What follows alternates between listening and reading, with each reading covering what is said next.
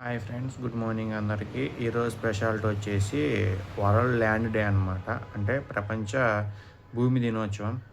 భూమి means nothing but మనకు తెలిసిందే. మనం వ్యవసాయం చేయాలన్నా, మనం నడవాలన్నా, మనం ఏమన్నా గోల్డ్ మైన్స్ లైక్ గోల్డ్ తీసుకోవాలన్నా, కిరోసిన్, పెట్రోల్ ఇవన్నీ మనకి ఎర్త్ నుంచి వస్తాయి అన్నమాట. ఎర్త్ అంటే నాటే ఓన్లీ ప్లానెట్, మనకి సకల సౌకర్యాలు అందించే చెప్పుకోవాలన్నమాట. సకల సౌలభ్యాలు అందించే ఒక ప్లానెట్‌గా మనం చెప్పుకోవచ్చు దీన్ని. కామధేనువుగా చెప్పుకోవచ్చు మెయిన్‌గా చెప్పాలంటే. ఎందుకంటే భూమి లోపల మనకు తెలియని ఎన్నో మినరల్స్ ఉంటాయి. లైక్ బాక్సైట్ కావచ్చు, లేదంటే గోల్డ్ కావచ్చు, ప్లాటినమ్స్ కావచ్చు, డైమండ్స్ ఇవన్నీ గోల్డ్ మనకి భూమిలో నుంచి వస్తాయన్నమాట. ఎందుకంటే మీరు అనుకోవచ్చు మామూలుగా వజ్రాలు ఇవన్నీ సముద్రం నుంచి వస్తాయి కదా, భూమికేం సంబంధం అని. ఆ భూమే లేకపోతే ఇంకా సముద్రం ఎక్కడి నుంచి వచ్చింది చెప్పండి. సో అలా అనమాట.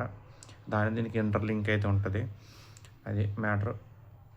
అండ్ అటు నుంచి వచ్చేసి మనం వ్యవసాయం చేయడానికి కూడా భూమినే వాడతాం. ఎందుకంటే అది మొక్క లోపలికి మన సీడ్ అయితే వేస్తామో అది లోపలికి వెళ్ళి కొన్ని రోజులు ఫెర్టిలైజ్ అయ్యి తర్వాత పైకి మొక్క వచ్చింది అనమాట.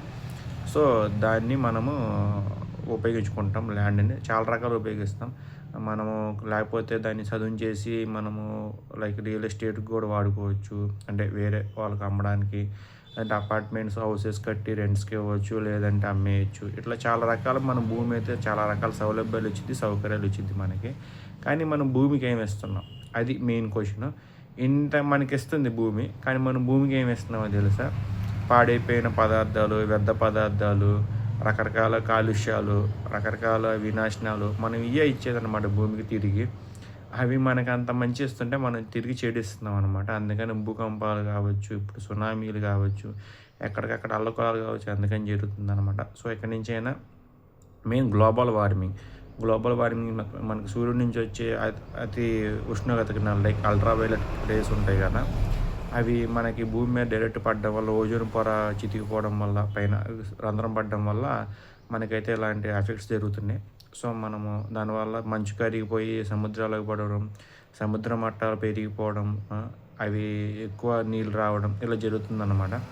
సో మన చేతిలోనే అంతా ఉంది. సో యానిమల్స్ కంటే డేంజరస్ ఎవరంటే ఇప్పుడు హ్యూమన్సే అన్నమాట. అలా తయారయ్యారు.